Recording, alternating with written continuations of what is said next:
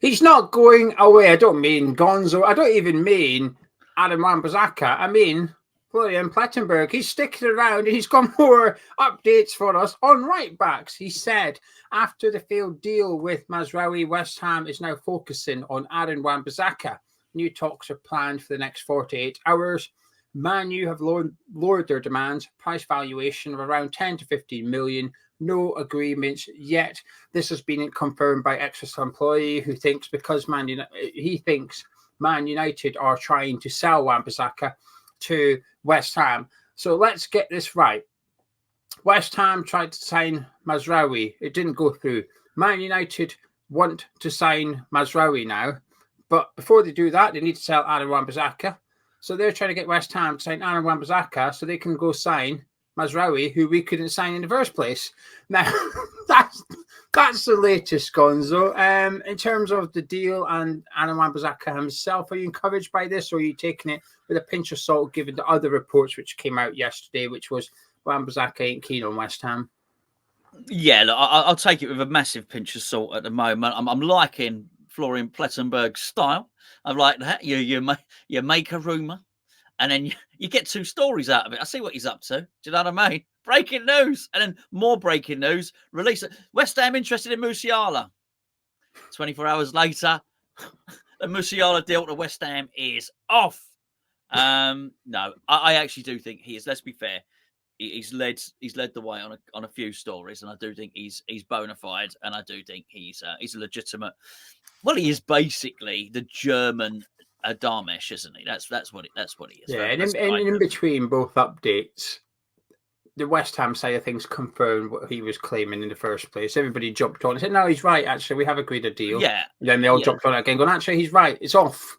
Yes. Yeah. Absolutely. And to be fair, he was the one that said, "No, Wan-Bissaka is not Wan-Bissaka. Mohamed Kudus."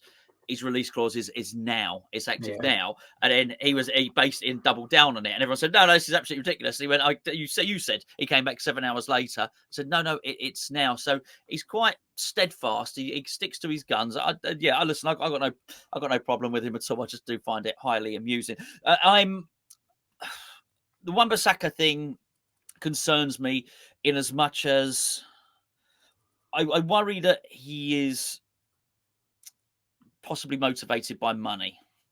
And I don't doubt that Manchester United players earn more money than you earn at West Ham. I also think that West Ham have clearly got a problem negotiating with agents. I also think West Ham have a problem with paying academy graduates the going rate.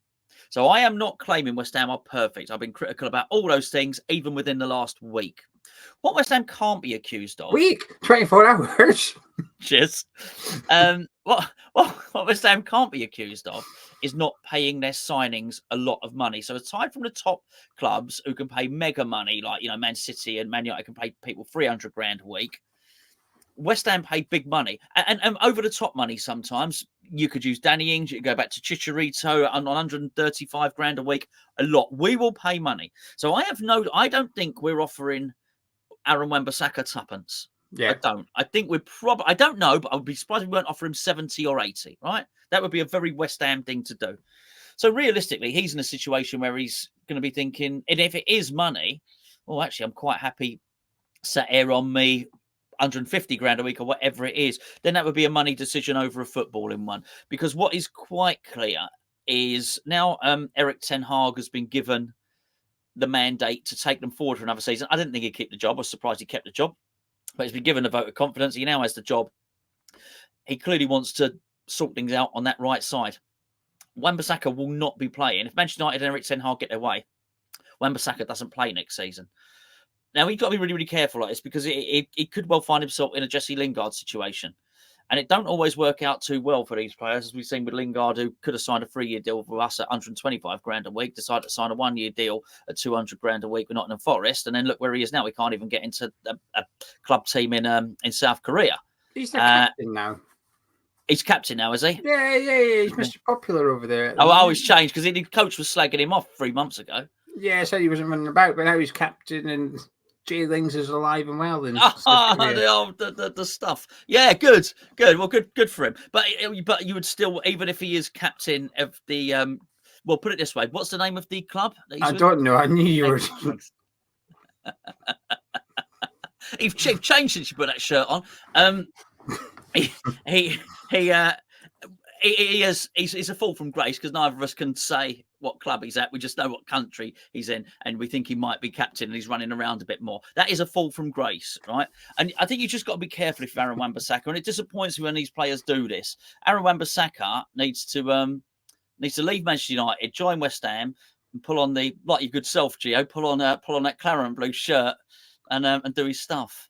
Yeah, but he's possibly pulling on for different reasons, which is not having chocolate from his Magnum on his T-shirt before recording on Friday night. That's right. It was not a pulling one on, it was the pulling one off you were doing a minute ago. For Wan-Bissaka, I actually believe his wages are only 90. I say only, it's cheap for Man U, only 90 grand a week. But we shouldn't have an issue. This is the one thing that I ain't having this. Aaron Wan-Bissaka's agent is somebody that David Sullivan gets on really well with. So before we even discussed Aaron Wan-Bissaka, Sullivan will know exactly how much he's on at Man United.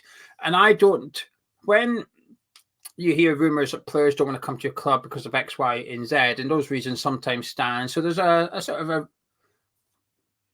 when the Mazraoui deal broke down yesterday, it came out quickly enough from some people that actually it's the player that's rejected West Ham because he wants Man U and he might want Juventus.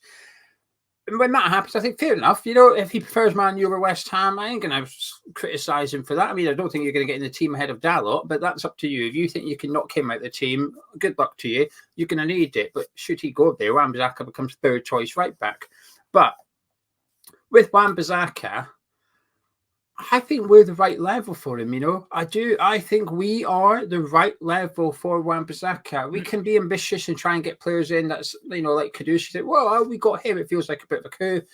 I'm not sure. It doesn't feel like that with Wan-Bissaka. It feels a bit Max Kilmany, which is a solid signing for us. It's the right club for that player. He's good enough for a decent, strong team in the Premier League, and that's what we are. He's not good enough for one of the Sky Sports top six playing Champions League football. There's no shame in that. He's the next level down, and that is where you find West Ham. We're in that next bracket of these clubs that's trying to bridge that gap and knock on the door of European football. We might have a European campaign in the next 2 or 3 seasons. That's the hope. That's the level Wan-Bissaka is at, I believe. His wages, again, it should be okay. He should be fitting in with what our wage structure is, which is essentially up to 125 grand a week. We know that's our top earner. He should be agreeing a deal up to that. And I know it's expensive for an Aaron Wan-Bissaka, but the way I see it is on the assumption he's going to sign a 5-year contract. He's 26 years old. It'll be a 5-year deal. In 2-3 years' time, 100 grand a week or whatever for a first choice right back for a side challenging for European football. I think that's a fair wage. I think he'd be getting a fair wage. And if he is demanding too much money, there's ways you can get around it with a signing on fee so that he still ends up with the same amount of money. It's just that his wages are in line with what the other players in the squad are earning. It's just that we boost his sign-on fee a little bit. Maybe it's his appearances or whatever. We give him clauses and bonuses elsewhere so that his contract value remains the same, but doesn't put any noses out of joint that's currently. And I just don't think this is a very difficult deal. And the reason we can afford to do that is because 10, 15 million, that's a bargain for the player you're getting. I genuinely think that he's only this cheap because he's got 1 year to go on his contract. If he has 3-4 years, he's worth double that, in my opinion. You know, Man United paid 50 million for him, but he's not that player anymore because he's no longer the potential. You can see it. The potential has been fulfilled. He may get a little bit better, but it won't be too much better than what he currently is. But that's all right. That's a really good right back. I prefer him over Mazraoui. I thought we'd sign him. I was surprised we didn't make more of a go to get him. And actually, I wasn't that gutted when the deal fell through yesterday, as you know, Gonzo. And if we end up getting Wan-Bissaka, I think it's a blessing in disguise that we've actually had to be pushed into this. But Man U are desperate to sell him. We're desperate for a right back. Wan-Bissaka should be desperate to leave Man United. And I think he is. You know, there was talk at the end of the season. He was waving goodbye and they had t-shirts on saying goodbye to Wan. He did a farewell before he even knew he was going. You know, he mentally checked out of Man United at the end of last season. He should be desperate to leave and go somewhere else and play football first team regular, because he's good enough to be playing the first choice right back somewhere in the Premier League. And I think West Ham, this deal just makes sense. It ticks all the boxes that we're looking for. Maybe he isn't as good in the final third as we'd like or as we believe, but while Lopetegui likes attacking fullbacks, he also likes his fullbacks to be able to defend as well. We're going to be defensive at times. My prediction is next season we will be defensive at times under Lopetegui. And it might be when we're winning, we'll sit back and soak up the pressure a bit. What you need from your right back changes just like that. So can you get forward? Can you get the crosses in? Whoa, we're winning 1-0. Can you stay back and defend, please, and keep this clean sheet? I think he's one of the best one-on-one defenders as a fullback in the Premier League. Yes, his final third distribution isn't the greatest. I struggle to be too bothered by it because I think he's that good a defender. I think it completely outweighs his disadvantages, and I really hope this one gets done, Gonzo. I don't often get my hopes up over signing a fullback, but I very much have in this case. And get Wan-Bissaka to the ball, please. Yeah, look. I'd be really to echo what you said there. I'd be really happy about him. I can't pretend that I knew anything about the guy whose name I've even forgotten. The Bayern Munich one. Mazraoui. Yeah. Maserati. That'd do. I actually got it written down on the whiteboard there because it's a bit. Emlings. Who? Emlings. Emlings. That again. Yeah, I'm not. I didn't know anything about him. I had to go and do my research, like a lot of other people. Wan-Bissaka I know all about, and I would really like him at West Ham. I think for him, he needs to do it as well, because I think you're absolutely right. The level's correct, but I also think there's not a whole queue of clubs lining up to take him. It is a case of this is about as good as it gets, mate. Actually, look at your old mate. Look at Wilfried Zaha, because actually he left Man United, went back to Crystal Palace, and thrived. Was incredible. Look at the other one, Jesse Lingard. Exactly. There's the other examples. Yeah, yes, exactly. So, you've got plenty there. Look, West Ham's a good club. He'll never be loved at Manchester United because they've got too many other big names and all the rest of it. You come to West Ham and there is a focus and there's an intensity upon you because we've got a special fan base who have not been spoilt over the years. Basically, he comes here and he plays well. He'll become a cult hero at West Ham. Starts putting in those crunching tackles, those one-on-ones. He'll get a song. People start singing a cheeky, crafty little song about him, and he'll probably think, "Hold on a second, this is good. It's a good place to play. It's a good place to be loved." West Ham, if you're a player, and we've been lucky enough over on Patreon to interview plenty of ex-players, and they all say the same thing, particularly the ones that come from the outside. They didn't realise what West Ham was like. They didn't realise how intense the fans were. They didn't realise how much they were sort of taken in, into the bosom of the West Ham fan base, if you want. And they didn't realise how big the club was. And all those things have been told to us by more players than I can remember, Gio. And I think it'd be a really, really good move for him. And if he's waiting around for whatever it might be, it ain't going to happen. All that's going to happen is, as you said earlier, is a lack of game time at Man United. And nothing's going to happen. Real Madrid are not coming in. They're really not. All you'll do is waste a year of your career and probably end up at a club that's not as big as West Ham.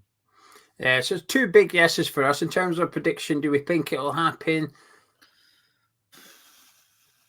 It's hard to say yes at the minute, given we've had a bit of a habit of deals falling through in the last couple of weeks. But I don't know. I think I'm on the yes side here, Gonzo, and I think it's because it just makes sense. I just don't see a reason for this not to go through. I know there's talk that we're not Wan-Bissaka's first choice. It's August next week. Yeah. I'd love to know who is.